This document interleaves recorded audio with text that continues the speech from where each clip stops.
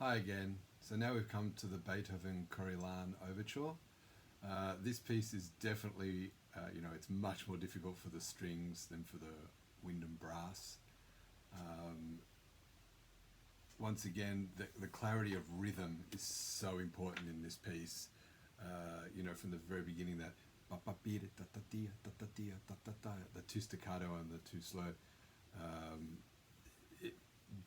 it's so repetitive, and it's very easy for it to get lazy. So it's really important that you keep that energy, because it is a very energetic rhythm going. Same thing with the quaver to crotchet, always remembering to make sure that crotchet has its full length and not to fall into the trap of going ba-ba, da-da, da-da, but making sure it's ba-ba, da-da, da-da, that it has that length.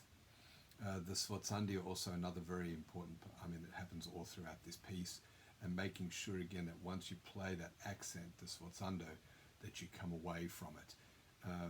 Most especially when the sforzando is on an upbeat and you're changing notes on beat one to the next note, that you don't emphasize that second note, that you come away da-dee, da-dee, that sort of thing, and not accent both notes.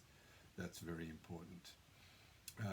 Probably one of the trickiest parts, where the strings have the constant quavers, whether they're slurred or whether they're separate, really doesn't make too much difference. The trickiest thing about that is, of course, it's always changing harmony.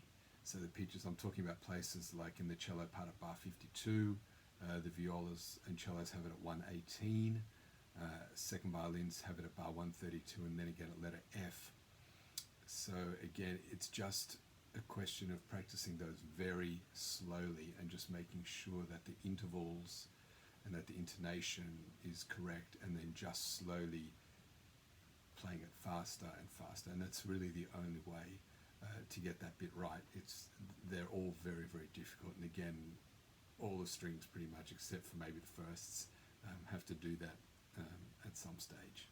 So thanks again, guys. I hope there were some helpful tips. Bye.